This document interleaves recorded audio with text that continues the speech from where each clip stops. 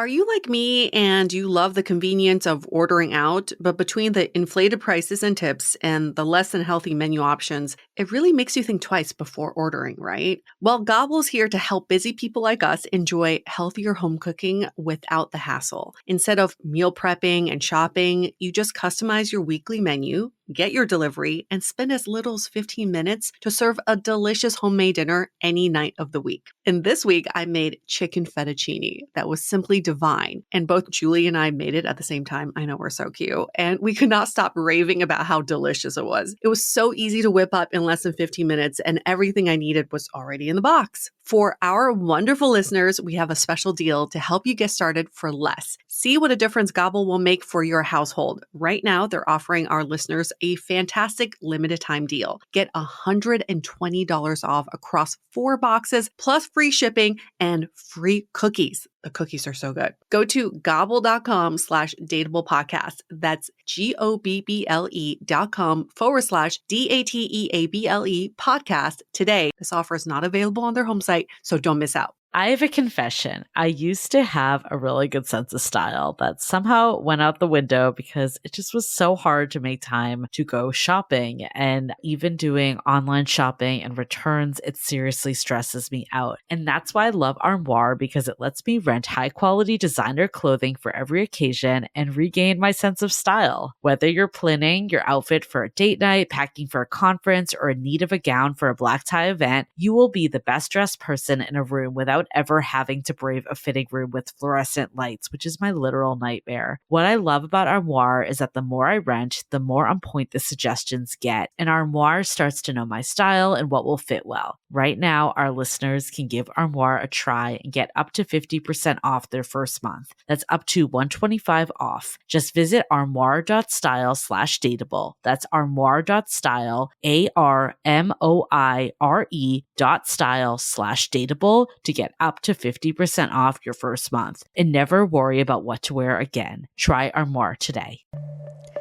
The Dateable podcast is an insider's look into modern dating that the Huffington Post calls one of the top 10 podcasts about love and sex. On each episode, we'll talk to real daters about everything from sex parties to sex droughts, date fails to diaper fetishes, and first moves to first loves. I'm your host, Yue Xu, former dating coach turned dating sociologist. You'll also hear from my co-host and producer, Julie Krafchick, as we explore this crazy dateable world. What is up, everyone? Welcome to another episode of Brunch Talk with us, the Dateable Podcast hosts. And every week we get into a meaty question that we've been getting through our emails, and we want to dissect it all for you over Brunch Talk. Yes. And then you can take it to your own brunches and dissect it further with your friends or spread the gospel, because we're looking to have advice and dissection that empowers you at the end of the day. We're not going to be analyzing every last text message. That's not how we roll. No. We're doing the bigger topics. But the stuff that's pressing, keeps you up at night. Well, I hope this one doesn't keep anybody up at night. But here's the question. Is bad sex a deal breaker? I feel like that would keep me up at night.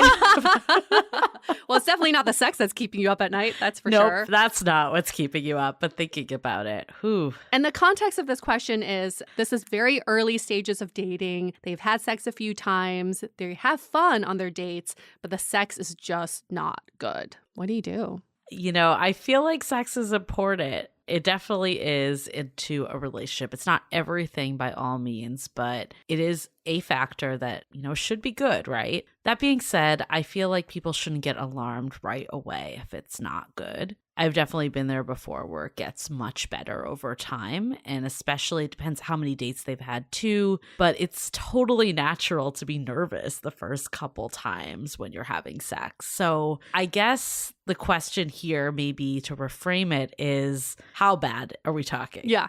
Are we talking like... What is bad? Like, I want this to end right this minute, or is it just not fireworks? Because I think those are very different. And I've been there before where it's like this, I want this to end immediately. And I think sometimes that's hard to come back from. Although if you could pinpoint what it is, maybe that could help, pending it's something that could actually get changed. But if it's the latter, that's just, it's not fireworks, I don't think that's a deal breaker.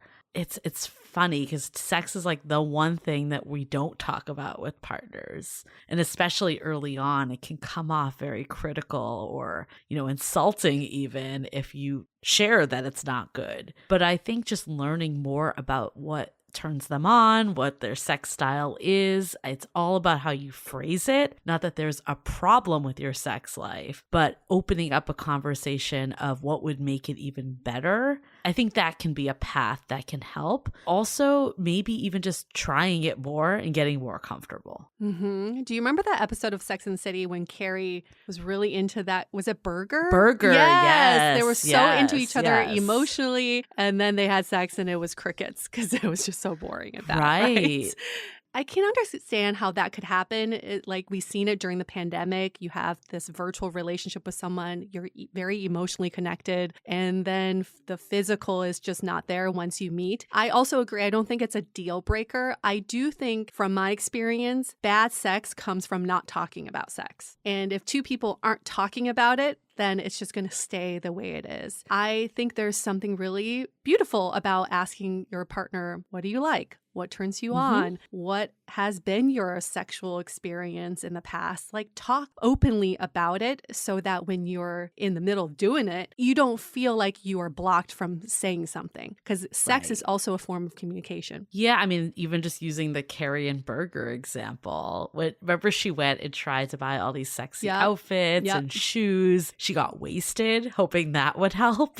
And none of it worked. But as soon as they both addressed the elephant in the room, that's when the chemistry started to happen. I think also, what about the outside chemistry? Because in their case too, they had really good like kissing and everything else was good. They were very attracted to each other still. So I believe like if that stuff is good, you can make it work sex wise. It's one of those things that I don't think there's like a blanket answer and it's a scale. And if you really are like cringing being around this person or just not attracted, it is going to be hard to come back from that. But if you're, relatively attracted, it's just not perfect, then I think you definitely can. Yeah, if you're attracted enough, the sex can get good. I mean, there's a potential there. I think just by ignoring the topic, that's the danger zone. I had a relationship where we didn't have sex for a year and I ended up resenting this person because I just kept thinking like, well, they obviously don't find me attractive or they're low on their hormones or something. There was something wrong with us, but we just never openly talked about it. And that's why it just got worse and worse. So worst thing you can do right now is to ignore the topic. Yeah, and I also feel like the earlier you can do it, the better. And again, it's all how you say it. And because if months and months go by, it gets harder and harder to bring that up. Yeah.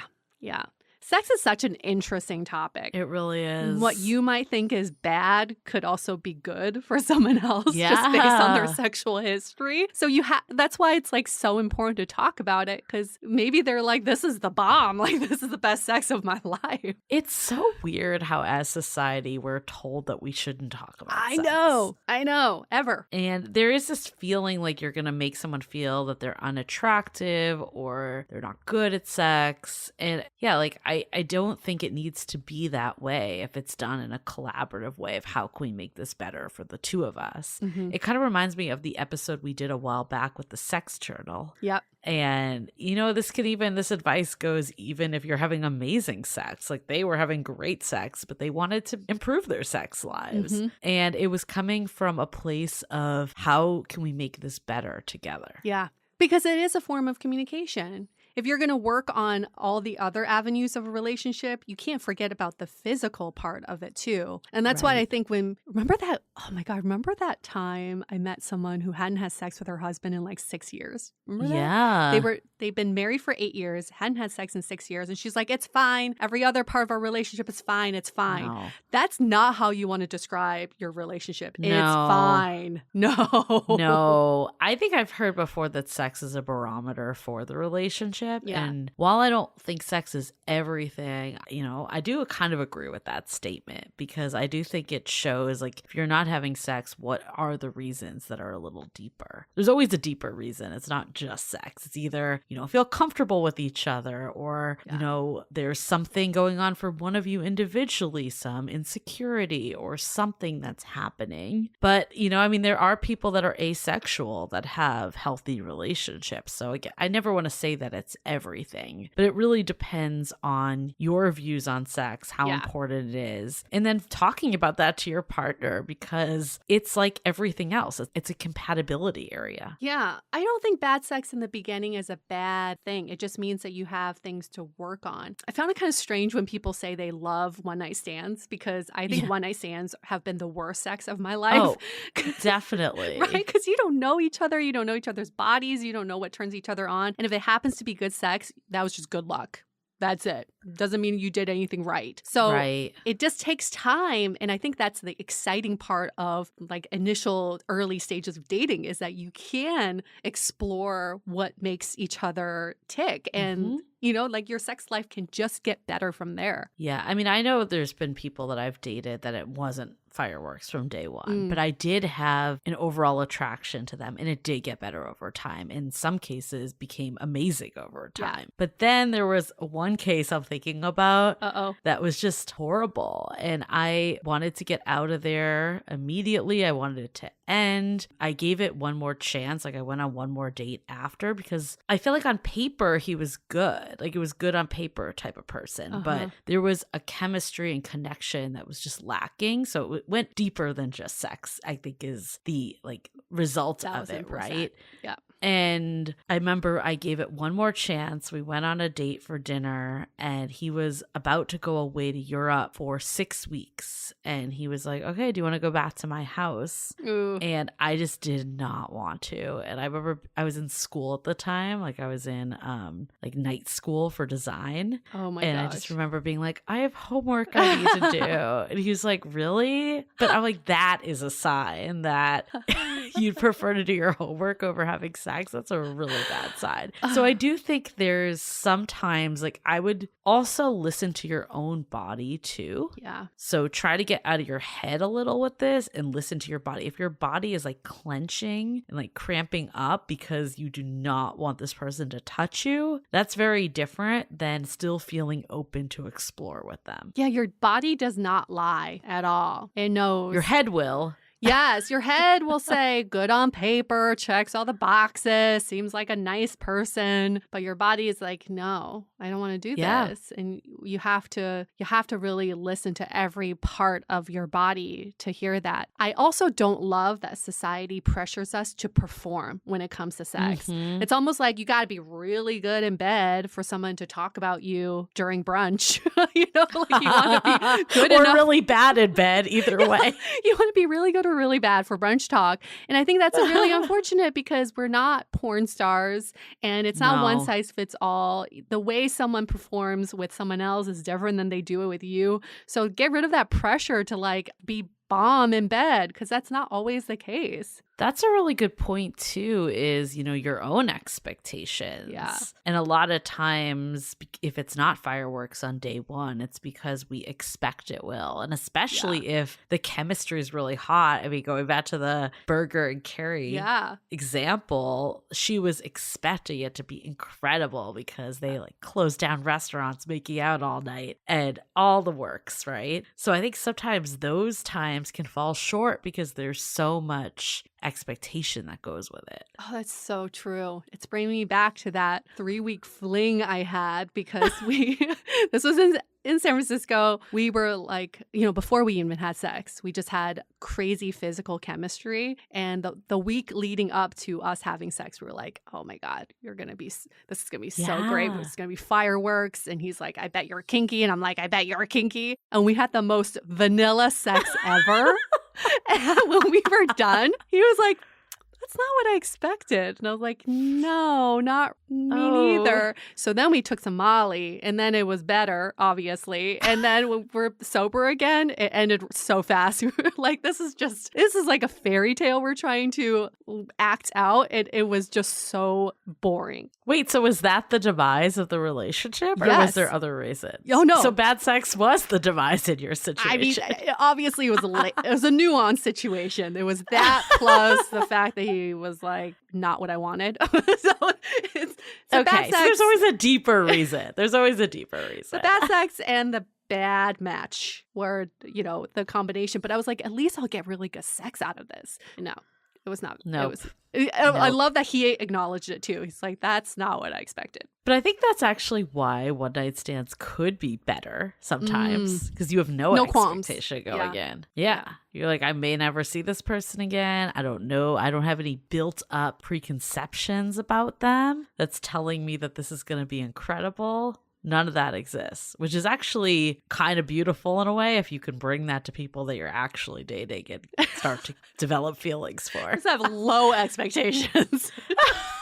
It's not even no, it's low. This is going to be really bad sex. No, it's incredible. Hard too. Like if you're in your 30s or even 20s or older, whatever it is, you might have had your share of partners. Yeah. Not saying that there's anything wrong with that at all, just by pure age of numbers and the fact that a lot of us are dating multiple people and not being in serious relationships as much as in the past. Sometimes you can get stuck on what's worked for you with other people, but remembering that everyone is different. There's things that are going to be, incredible about this person that was just different than the last person. And just because it's not the same doesn't mean that it's bad. Yeah. And we really should be giving each other more feedback about our sex lives, because we only say when the sex is good, but we don't ever tell someone when the sex is bad and how it can be improved.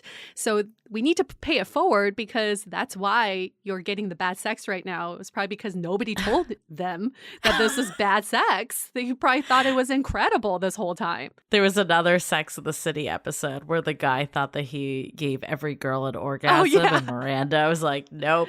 And he was so baffled. But I don't know, what's the line of that? Because I feel like it needs to be constructive. It can't just be no, it can't be like you suck at sex. But okay, I'll give you a very good example. For the longest time, I would give my partners good reviews. That was incredible. But when it was just blah, I wouldn't say anything. It's like, it's fine. But the times when it's fine is because there was no lead up, no build up to the sex. It was just like straight to like penetration. And that doesn't get me off at all. And that will never be good sex. Not until this current relationship was I able to give that feedback of, I really need lead up time. Let's start talking about sexy things like 2 or 3 hours before we even have sex. That is what gives me incredible sex. So I don't think that's like, it's bad sex. It's more like, this is what turns me on even more. Well, I love that because it was all about you, not about them. Right. Yeah. And that's the key. It can't be that you suck in bed at sex. Your penis doesn't They're work. just going to leave at that point. There's no way that could be a way that brings you to closer. you have a sign at the end, D. Maybe D+. I don't know. I feel like there should be an app for that. Just like log in, see what your score was. And if you never want to see them again, just be like, check a box at the end. Didn't get an orgasm. Oh, I love this. An anonymous sex rating app. Yeah, that's a good way to tell people, right? That they're bad in bed without telling them. But the app would have to verify that you are an actual partner or right, a former partner versus someone who's just trying to ruin someone's life. I do think there is, and I don't want to put it back on the person submitting this, but I do think some of it is you too. While there's definitely things you can say to your partner, and maybe there's a situation where they just aren't great in bed. We don't know. But some of it's the own enthusiasm that you bring, and also how comfortable you're feeling in your own body. Because I know personally times when I wasn't feeling good about myself, I didn't have good sex, or I didn't want sex as much. And it had absolutely nothing to do with the other person. So while there's definitely things that you can communicate of your own desires and what you want from them in a way, of course, that's, building them up, not putting them down. But I'd also take a look at how I'm showing up too. Oh, so true. So true. But most of the time it's their fault, right? Just kidding. No dead fishes. Have you ever? Oh, I've had too many. I don't even count those as sex partners. Like there was no penetration. It's just literal like flapping against the hole. Just this. That's not penetration. I think my definition of a dead fish is different than yours. I was thinking of that person that just like lays there. Just as you started talking, I was like, I don't think we're talking about the same thing. Sorry, I'm thinking of a flaccid fish. What if a dead fish and a flaccid fish got together? Worst sex ever. Then that's the best nap of your fucking life. Before we get into this episode, a quick word from our sponsors that make it possible. Hope you all are having the most magical summer, and you know what would make it even better? Some feel-good gummies from Via. Trusted by over 250,000 customers, Via's hemp products are the Swiss Army knife of wellness. Like, need to chill out after a long day? Well, there's a Via gummy for that. Dealing with anxiety or stress? There's a gummy for that. Want to set the mood in the bedroom? Oh, there's definitely a gummy for that, because Via has developed a unique blend of pleasure-enhancing, libido-strengthening ingredients and a medium dose of THC all into one mind-blowing gummy called High Love, which is their best-selling gummy. It's also my go-to because it completely awakens my senses and increases blood flow, making me feel so darn good, either by myself or with a partner. If you're over 21, head to viahemp.com and use the code DATEABLE to receive 15% off. That's VIIA hemp.com and use the code DATEABLE, DATEABLE at checkout. Please support our show and tell them we sent you. Take your passion and pleasure to a whole new level with High Love from Via Hemp. Do scents evoke memories and transport you back to being on that amazing vacation again? To me, when I use Osea's Undaria algae body oil, I'm instantly on the beach in Greece again. With its all-natural, uplifting notes of mango, mandarin, grapefruit, lime, and cypress, it's hard not to be in a really good mood. But this body oil is so much more. It is clinically proven to instantly improve skin elasticity and deeply moisturize, leaving skin silky and soft. And you know how people covet that post-vacation glow? This is exactly what I achieved after using this body oil. It goes on so smooth and doesn't leave my skin oily or greasy. No wonder it's Osea's #1 best-selling product. Get healthy, glowing skin for summer with clean, vegan skin and body care from Osea. Get 10% off your first order site-wide with code DATEABLE at OseaMalibu.com. You'll get free samples with every order and free shipping on orders over $60. Head to OSEAMalibu.com and use the code DATEABLE for 10% off. Another thing that I just thought of is, what is sex even? We think of it, traditionally as penetration, but that isn't what sex is. That's a very hetero view of sex. True. So just because one thing isn't working doesn't mean something else won't work. That's very true. I think foreplay is part of sex. I think exactly. Sexting is part of sex. Yeah, that can all be part of the experience. The other thing too is positions. Like, what have you tried? Because it's not just one thing, right? So many positions out there. So many positions that I don't even know how you get into. Like the fucking helicopter. Although some of them I feel like I've seen like in magazines or articles. I'm like, how the fuck do you do this? This looks so difficult. You have to be so flexible. And not just you, but your partner has to be equally as flexible. And if you are both not contortionists, how do you get into these positions? But yes, try it anyway. Yes. Don't feel bad if you're sticking with the basics, but even the basics, right? Like if you're doing missionary and it's not doing it for you, there's many other options that you can go to. I feel like there's only one position for me though. It's only one. I've tried many, but there's only one that works. What is that? It's not cowgirl. Oh yeah, it's cowgirl. Not reverse girl cowgirl, on top. Girl on top. Yeah. I feel like women, that's very common because it's just you have more control. So I guess for the men out there that are listening, hetero men, maybe try that, add that to your repertoire if it's not already. That could solve your problem right there. So I heard this interesting theory why women like it on top is because if you know how to masturbate and get yourself off, that's usually the position where you have the most control, right? So you just basically treat the man as a dildo or pillow or whatever you use. That's so romantic. So romantic.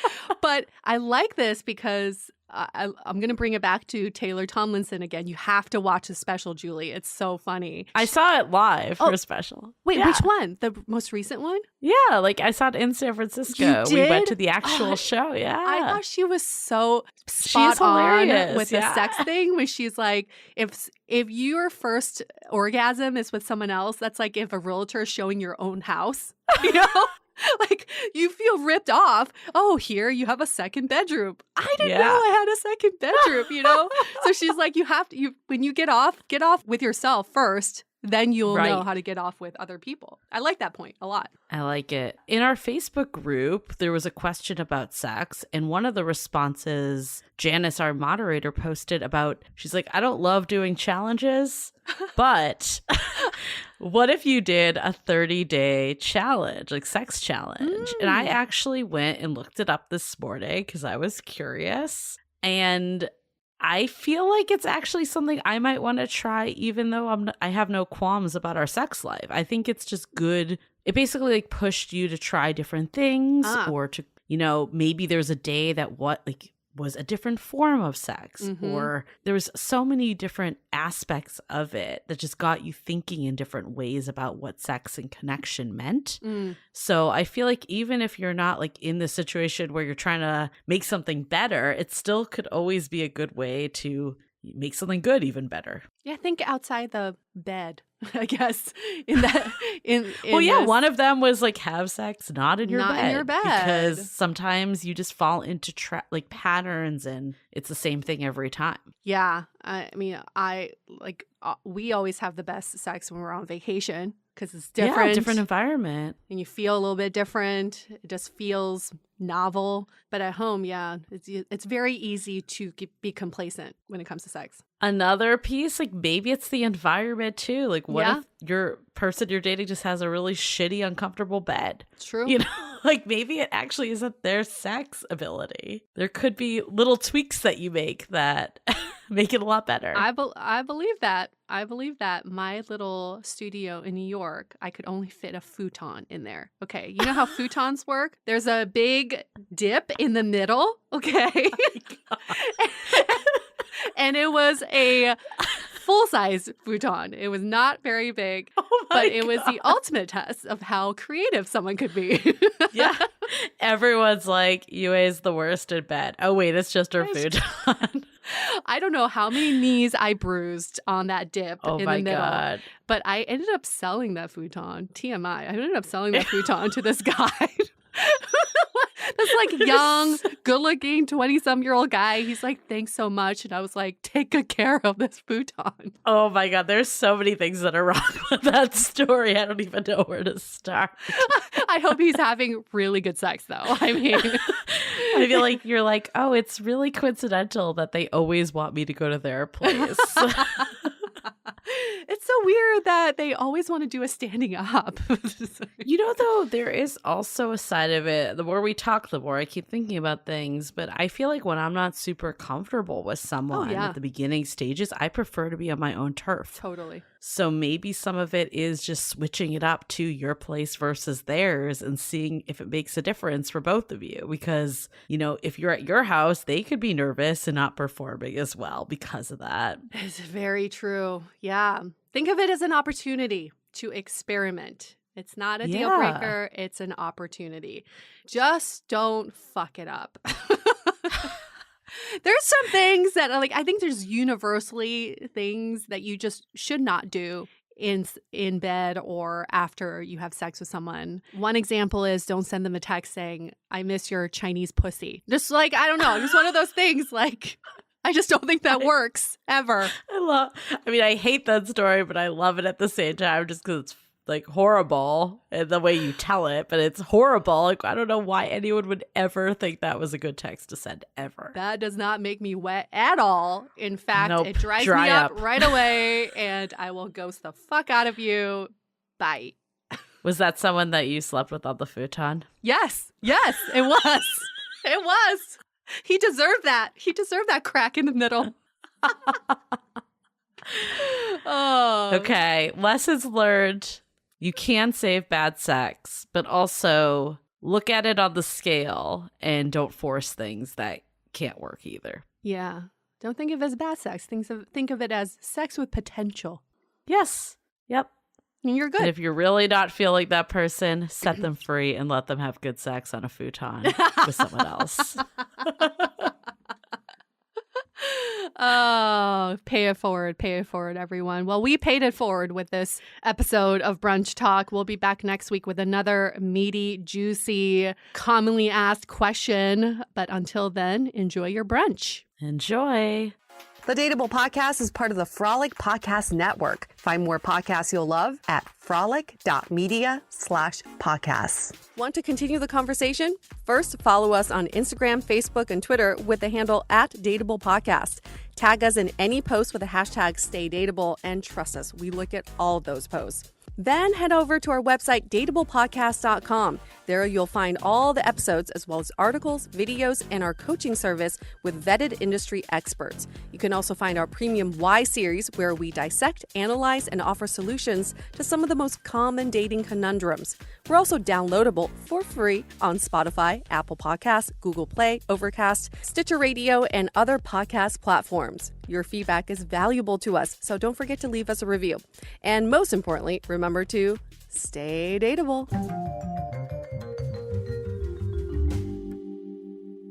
Before you leave this episode, just a reminder to head over to dateablepodcast.com/programs if you want to get in on our Meeting People IRL Masterclass and see what else we have in store.